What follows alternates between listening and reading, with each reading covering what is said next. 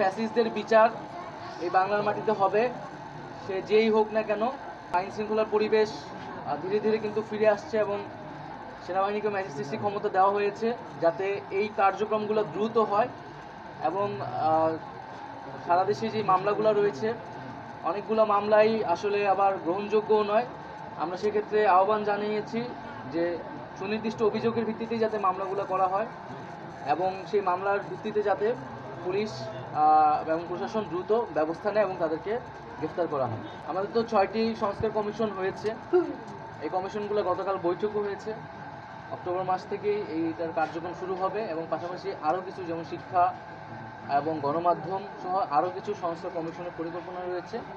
এই কমিশনগুলো অংশীজনের সাথে আলোচনার মাধ্যমে, অভিজ্ঞ এক্সপার্টদের সাথে আলোচনার মাধ্যমে রূপরেখাটি তৈরি করবে এবং সকল রাজনৈতিক পক্ষ, সামাজিক পক্ষগুলো মিলেই আমরা কিন্তু এই রূপরেখা অনুযায়ী সংস্কার কার্যক্রমগুলো অনুযায়ী কার্যক্রম শুরু হবে।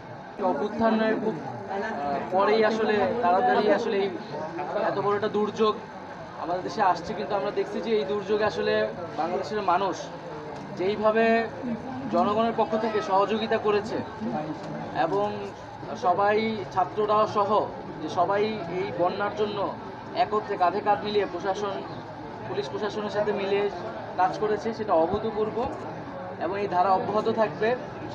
আমরা আজকে এখানে আসছি মূলত পুনর্বাসন, এখন মোটামুটি আমাদের পুনর্বাসন কার্যক্রমের দিকে আমরা যাচ্ছি। সেই কার্যক্রমটা কি অবস্থায় আছে বা কত দ্রুত আমরা এটাকে এগিয়ে নিতে পারি সেটা দেখতে। এখানে মানুষজন আশ্রয়কেন্দ্র থেকে অলরেডি চলে যাওয়া শুরু করছে। পানি কমতেছে, লক্ষ্মীপুর জেলায় যতটুকু শুনলাম একটু দেরিতে কমতেছে, কারণ এখানে খালগুলা দখল হয়ে গেছে। সেই খালগুলা যদি খনন করা যায় তাহলে দীর্ঘমেয়াদী এটা একটা সুরাহা হবে। তো সেই বিষয়ে আমরা দেখব এবং এখানে গৃহ নির্মাণের জন্য অলরেডি বাজেট পাঠানো হয়েছে।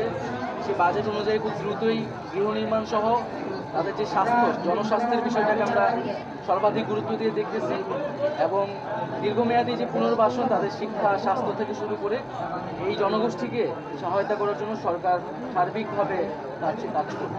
পুনর্বাসনের ক্ষেত্রে সার্বিক যেই জায়গা থেকে ক্ষতিগ্রস্ত হয়েছে সেই বিষয়টিকে পূরণ করে আবার আগের জায়গায় সেই গতিতে ফিরে আনাটাই আমাদের লক্ষ্য এবং আমি সার্বিকভাবে ধন্যবাদ জানাচ্ছি এখানে যারা প্রশাসনে আছেন, এখানে পুলিশ, জেলা প্রশাসক এবং বিশেষত বৈষম্যবিরোধী ছাত্র আন্দোলন, সেনাবাহিনী, তারা একত্রে কিন্তু খুবই সমন্বিতভাবে, খুবই সুশৃঙ্খলভাবে এই ত্রাণ কার্যক্রমটি এগিয়ে নিয়ে গেছেন এবং সামনের যেই পুনর্বাসন কার্যক্রমটিও একইভাবে সমন্বিতভাবে চালু থাকবে, এটাই আমাদের প্রত্যাশা।